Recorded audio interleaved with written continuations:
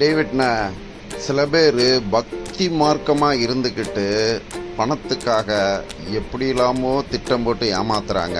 அதிகப்படியாக போய் கொலையே பண்ணுறாங்களே, இவங்களை பற்றி உங்கள் கருத்து என்னென்ன?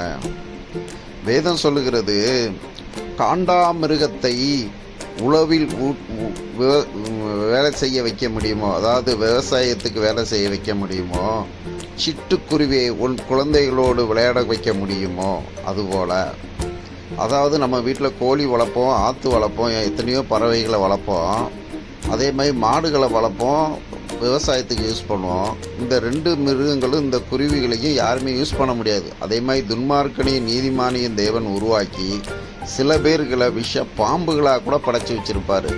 அவர்கள்ட்ட இருந்து அவர் தாமே தம் தூதர்களுக்கு கட்டளையிட்டு நம்மளை காக்க முடியாக செய்கிறார். அல்லேலூயா! கர்த்தர் தாமே நம்மளை காக்க வேண்டும் துன்மார்க்கர் மத்தியில்.